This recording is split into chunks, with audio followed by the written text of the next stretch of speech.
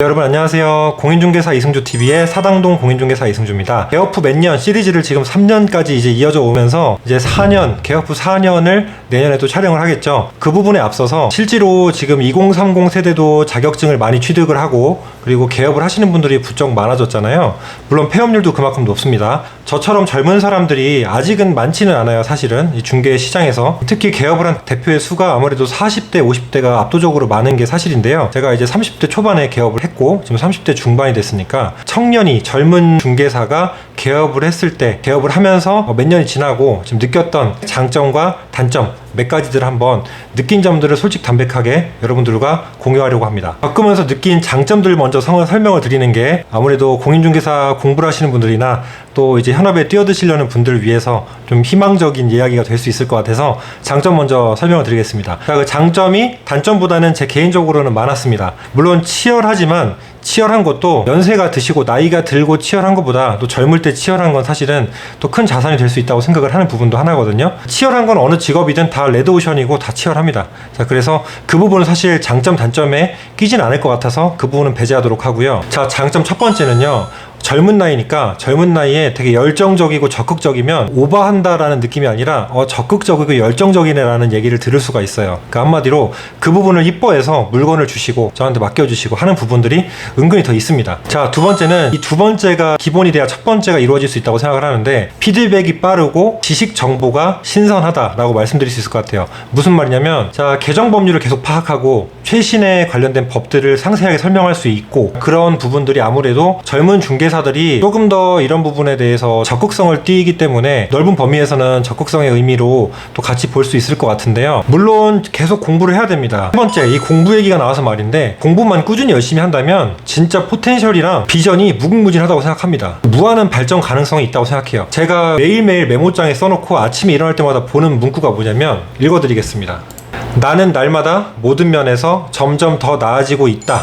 하루 20번을 외치기로 했는데 20번까지 외치고 있진 못하고요. 1년 1년이 정말 성장하는 게 보여요. 젊은 사람이니까 더 그럴 수 있다라고 생각을 하진 않지만 어쨌든 젊으니까 느껴지는 부분이 더 많지 않을까. 젊다라는 이유가 그런 부분에서는 또 성장 가능성이 많고 포텐셜이 좀 더 있다라는 부분은 사실 부인할 수 없는 것 같습니다. 자, 네 번째는 부동산에 관해서 일찍 눈을 뜨기 때문에 경제적인 흐름이나 실물을 경험하면서 이 부동산에 관련된 해안 그리고 어쩔 수 없이 공부를 하고 살아남으려면은 이 중개에 관련된 일뿐만 아니라 부동산 지식 정보 그리고 경제에 관련된 공부를 할 수밖에 없습니다. 그럼 당연히 자산 증식에도 나비 효과처럼 큰 효과를 불러일으킬 수가 있고요. 이게 정말 복리처럼 쌓여간다는 느낌이 들어요. 일찍 눈을 뜨기 때문에 그런 말이 있잖아요. 보험에서도 10대에 가입해서 10,000원을 넣는 게 40대에 가입해서 100,000원 넣는 거랑 똑같은 효과다라고 이야기를 합니다. 자, 그만큼 이 젊은 게 어떻게 보면 큰 무기가 될 수 있어요. 그래서 젊다는 것이 유세가 아니라 누구나 일생에 한 번쯤은 젊고 다시 돌아오지 않고 그리고 돈 주고 살 수 없는 것이 바로 젊음입니다. 그러니까 이 젊음을 활용할 수 있을 때 시간을 금전적으로 환산할 수 있는 무언가를 개발한다면 전문 자격사로서 이 앞서 말씀드린 조건들과 더불어서 엄청난 발전을 이룰 수 있다. 저도 잘 생각해보면은 제가 아무리 재테크랑 부동산에 관심이 많았었어도 공인중개사를 하면서 대표를 하면서 중개를 실제로 하지 않았다면 내 집 마련을 과연 할 수 있었을까? 이 과정들을 내가 직접 혼자 할 수 있었을까라고 생각이 많이 들어요. 그래서 저희 어머니도 말씀을 항상 하시는데 너가 부동산을 해서 집을 살 수 있는데 정말 큰 도움이 됐다라고 생각한다 라고 말씀하십니다. 저도 인정을 하고 공인중개사를 하면서 그 부분도 자산 증식에도 도움이 많이 됐다고 저는 생각합니다. 자, 다섯 번째는요. 스펙트럼이 굉장히 넓어요. 자, 무슨 말이냐면 다양한 분야에 도전을 할 수가 있어요. 자, 중개 영역이 굉장히 다양하죠. 주택, 상가, 혹은 건물, 혹은 컨설팅을 하시는 분들도 있고 아니면 재개발, 재건축, 토지, 공장 엄청나잖아요. 스펙트럼이 정말 다양합니다. 분양권, 입주권만 하시는 분들도 있고 예를 들면 젊은 사람이 어떤 분야를 해도 여기서 젊은 사람이 한다고 했을 때 이상한 분야가 있나요? 없잖아요. 근데 만약에 어르신이 이게 비하하는 게 아닙니다. 연세가 지긋하신 어르신이 이렇게 좀 힘들게 걸으시면서 원룸을 보여준다. 젊은 사람들 이렇게 데리고 가서 원룸 보여준다 이러면은 그림이 조금 아름다운 부분보다는 조금 불편한 부분이 많잖아요.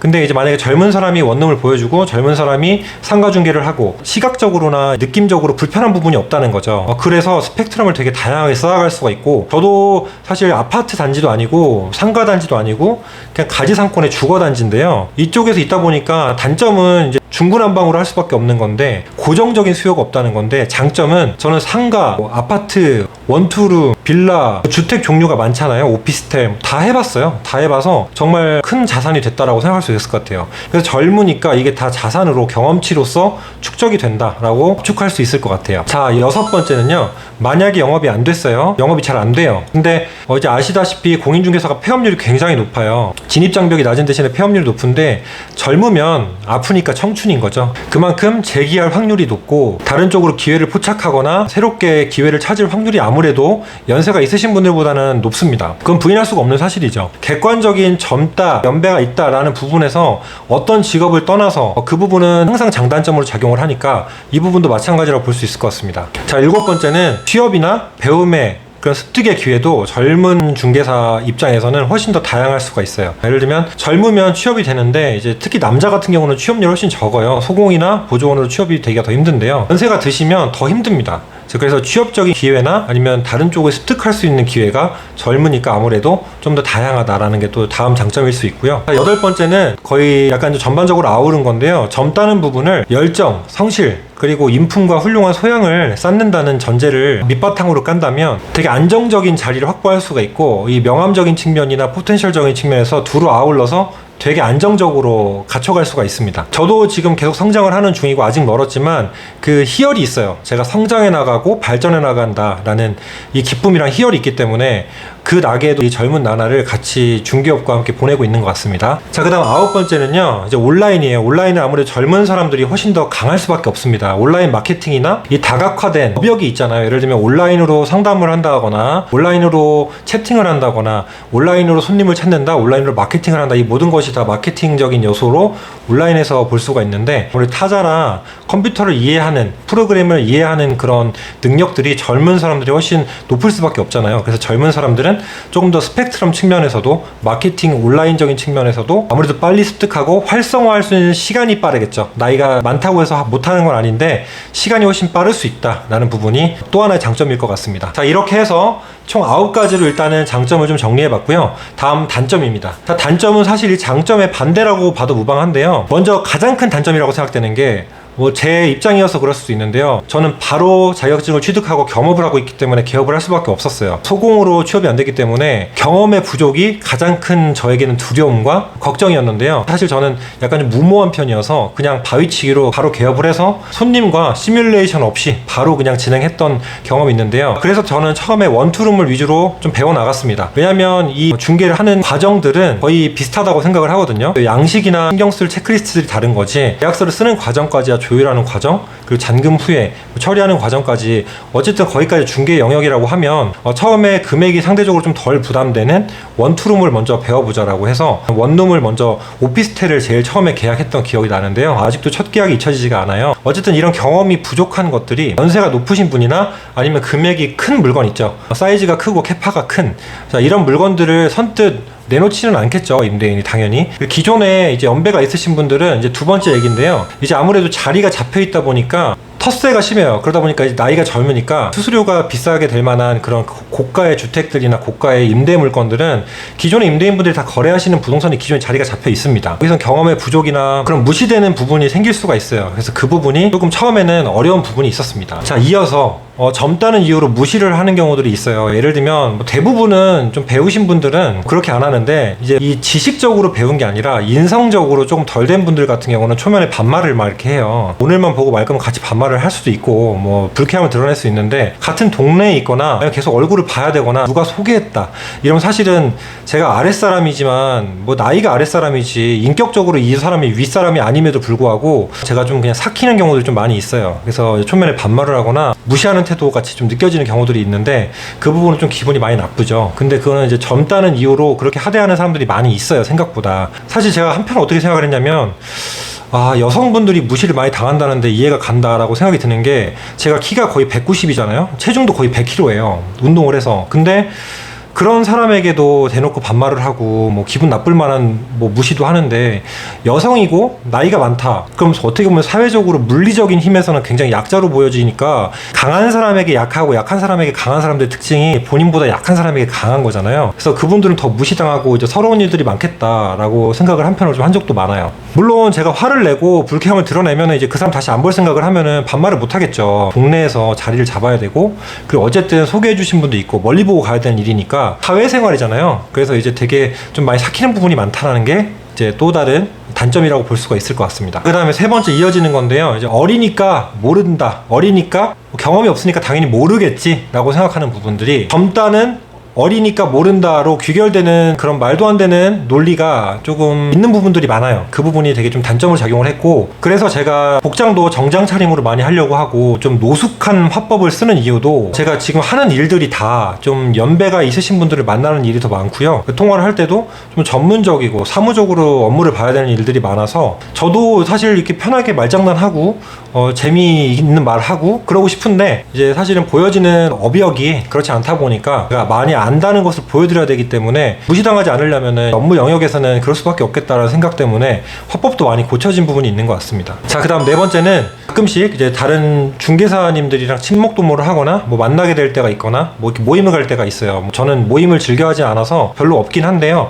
그런데 가면은 사실 제가 술도 입에 안 대고 뭐 그러다 보니까 모임 등에 나가면은 막내 노릇하느라 사실은 좀 바빠요. 그러니까 한마디로 반찬 잘 봐야 되고 빈자 있는 잘 봐야 되고 그런 부분들이 바쁜 부분들이 좀 있어요. 그래도 제 생각에는 이 젊은 게 돈 주고 살 수 없잖아요. 그래서 정말 귀한 자산이라고 생각을 합니다. 어차피 저도 늙어가고 있고 저 나이가 들어가고 있지만, 다시 돌아오지 않은 오늘이라는 생각을 하면은, 오늘 하루를 지금도 쉴 틈 없이 열심히 살지만 더 열심히 살아야겠다, 후회 없이 살자 라는 생각이 더 많이 드는 것 같아요. 자, 이제 다섯 번째는요, 이것도 선입견의 일종인데, 처음 보는 분들은 이제 임장을 가거나 아니면은 어떻게 해서 만나게 되면 보조원인 줄 아세요. 그래서 명함을 드리면 그때 대표인 줄 알고 젊은 분이 하시네 이런 식으로 얘기를 하시는 경우가 되게 많았고요. 그래서 제가 사무실에 심지어 이렇게 제 책상에 앉아 있는데 들어오시면은 어서 오세요 하고 일어나요. 그러면 사장님은 어디 가셨어요? 제가 이제 당연히 아는 분이 아닌데 처음 오시는 분인데, 사장님 어디 가셨냐 그러면은 이제 딱 눈치를 채죠.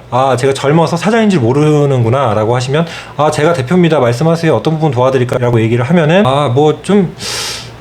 그냥 좀 나이가 있는 사람한테 물어봐야 되는데 하고 가신 분도 있었고, 아니면은 이제 앉아서 이야기를 하면은 젊은 분이 하시네 또 이렇게 말씀하시는 분들도 있었고, 그래서 그런 시각적으로 아무래도 젊다 보니까 젊은 사람이 자격증을 따서 개업을 한 것에 대한 아직까지는 사회적인 선입견 아닌 선입견이 조금 남아있다라는 부분이 좀 있을 것 같아요. 가장 제가 극복을 빨리 하고 싶었던 것은, 젊으니까 모른다 하는 그런 논리를 빨리 극복을 하고 싶었고요. 젊으니까 신선하고 많이 안다, 젊어서 피드백이 좋다라는 부분으로 저는 빨리빨리 이제 체인지업을 하고 싶었어요. 경험이 부족한 건 어쩔 수가 없었어요. 당연히 겸허하게 받아들이고 산전수전 겪으면서 이제 경험치를 쌓아가는 수밖에 없었고, 그거는 명확한 단점이자 팩트예요. 단점이라고 할 수 없을 만큼의 팩트인데, 어쨌든 단점 아닌 단점이니까 이렇게 한 5가지 정도로 제가 설명을 해서 요약을 할 수 있을 것 같습니다. 추가로 생각나는 부분이 더 있다면은 본문이나 댓글에 달아보도록 할게요. 근데 일단 지금 제가 맨날 며칠을 생각을 해봐도, 그리고 제가 이걸 일일이 다 이때 느꼈던 감정들이나 기억들을 다 메모하지는 못하잖아요. 일단은 꼼꼼하게 적어보면서 한번 메모를 해봤는데, 지금 생각나는 것은 일단 장점이 더 많은 것으로 생각이 들고, 여러분들께서 저랑 동일한 상황이 계신 분이 있으시다면 또 장점 단점을 한번 또 추가적으로 남겨주시면 또 좋은 소통의 장이 될 수 있을 것 같습니다. 자, 오늘 참고로 또 오해 안 하셨으면 좋겠는 부분은, 나이가 젊어서 좋고 나이가 많아서 안 좋다가 절대 아니다 라는 부분, 오늘 내용도 여러분들 재밌으셨길 바라고요, 도움 되셨길 바랍니다. 다음 영상에서 또 만나도록 하겠습니다. 감사합니다.